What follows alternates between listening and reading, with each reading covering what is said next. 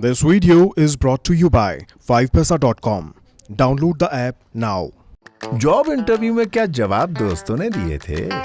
Life में जब सब कुछ खुद के दम पर किया है तो इन्वेस्टमेंट क्यों नहीं? अब करो सेल्फ इन्वेस्टमेंट स्टार्ट। डाउनलोड करो 5paisa ऐप और खोलो अपना फ्री डीमैट अकाउंट। यूज करो कोड INVEST200। निवेश करना हुआ आसान और फायदेमंद।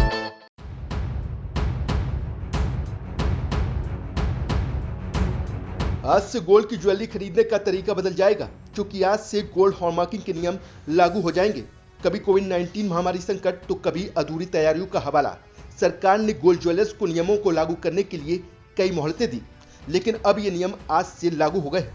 अगर कोई भी ज्वेलर बिना हॉलमार्किंग के गोल्ड ज्वेलरी बेचता पाया गया तो उसे 1 साल की जेल भी हो सकती है।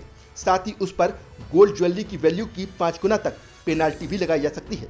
लेकिन सबसे पहले ये जान लीजिए कि ये हॉलमार्किंग होती क्या है और आपके लिए ये क्यों जरूरी है। गोल्ड हॉलमार्किंग सोने की शुद्धता का सर्टिफिकेट है जो सरकारी गारंटी होती है। हॉलमार्क भारत की एकमात्र agency bureau of Indian standard यानी BIS देती है। हॉलमार्किंग में किसी प्रोडक्ट को तय मापदंडों पर सर्टिफाई किया जाता है। हॉलमार्किंग के बाद सभी ज्वेलर्स को सिर्फ 14, 18 और 22 कैरेट गोल्ड की बिक्री की इजाजत होगी। आज की तारीख में सिर्फ 40% गोल्ड ज्वेलरी हॉलमार्किंग वाली है। सोने के सिक्के या गहने पर हॉलमार्क के साथ BIS का लोगो होना जरूरी है। हॉलमार्किंग से आपको पता चलेगा कि आपका सोना कितना शुद्ध है। इससे आम आदमी को फायदा ही है, क्योंकि अभी तक ज्वेलरी खरीदने पर लोगों को यही नहीं पता होता था कि उनका सोना कितना शुद्ध है। ऐसे में उनके साथ ठगी की संभावना रहती थी। ग्राहकों को नकली ज्वेलरी से बचाने और ज्वेलरी कारोबार की निगरानी के लिए हॉलमार्किंग जरूरी है। हॉलमार्किंग का फायदा यह है कि जब आप अपना सोना बेचने जाएंगे तो किसी तरह की डिप्रिसिएशन कॉस्ट नहीं काटी जाएगी, मतलब आपको सोने की सही कीमत मिल सकेगी। हॉलमार्किंग में सोना कई फेज में गुजरता है, ऐसे में इसकी शुद्धता में गड़बड़ी की गुंजाइश नहीं रहती। हॉलमार्किंग लागू होने से ज्वेलरी की कीमत थोड़ी बढ़ सकती है, क्योंकि इससे अब लोगों को सरकार द्वारा टेस्टेड ज्वेलरी मिलेगी। इससे इसकी कीमत थोड़ी बढ़ सकती है। सरकार हॉलमार्किंग कराने पर 18% GST वसूलेगी। इससे सरकार की आमदनी भी होगी। ज्वेलरी या गोल्ड आइटम पर हॉलमार्क के लिए 35 रुपये अतिरिक्त टैक्स देना होगा, लेकिन गहनों की शुद्धता की जांच के लिए न्यूनतम 200 रुपये और टैक्स लगेगा। केंद्र सरकार ने नवंबर 2019 में गोल्ड ज्वेलरी और कलाकृतियों के लिए गोल्ड हॉलमार्किंग नियमों का ऐलान किया था।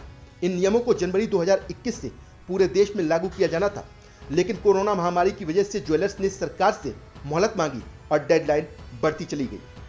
1 जून तक गोल्ड हॉलमार्किंग की डेडलाइन को 4 बार बढ़ाया जा चुका था। इसके बाद फिर इसे 15 जून तक बढ़ा दिया गया, यानी अब तक कुल 5 बार इसे लागू करने की डेडलाइन बढ़ाई जा चुकी है। हालांकि अभी देश का सराफा बाजार हॉलमार्किंग लागू करने के लिए पूरी तरह से तैयार नहीं है। इसका कारण है कि कोरोना की दूसरी लहर के चलते देश में बीते कुछ महीनों से लॉकडाउन लगा था। इस कारण कई छोटे ज्वेलर्स BIS में रजिस्ट्रेशन नहीं करा पाए। भारत में लगभग 4 लाख ज्वेलर्स हैं, जिनमें से केवल 35,879 ही BIS सर्टिफाइड है। सोने की शुद्धता कैरेट के हिसाब से रहती है। 24 कैरेट सोने को सबसे शुद्ध सोना माना जाता है, लेकिन इसकी ज्वेलरी नहीं बनती क्योंकि वो बहुत मुलायम होता है। आमतौर पर ज्वेलरी के लिए 22 कैरेट सोने का इस्तेमाल किया जाता है, जिसमें 91.66% सोना होता है। 18 कैरेट गोल्ड में 75% सोना होता है, तो वहीं 14 कैरेट गोल्ड में 58.50% सोना होता है। अंतर्राष्ट्रीय बाजारों में आई गिरावट के बाद आज घरेलू बाजार में भी सोने और चांदी की वायदा कीमत में गिरावट आई।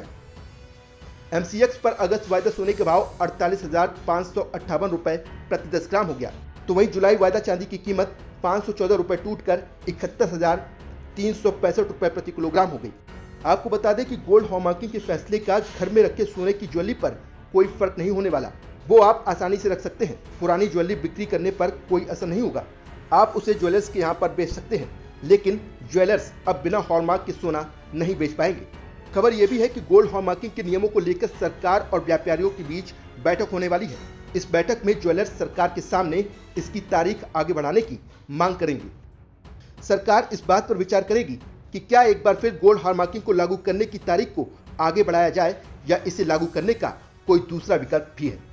अगर आज भी नियमों को लागू करने की तारीख को आगे बढ़ाया जाता है तो यह अब तक 6वीं बार होगा जब इस डेडलाइन को आगे बढ़ाया जाएगा।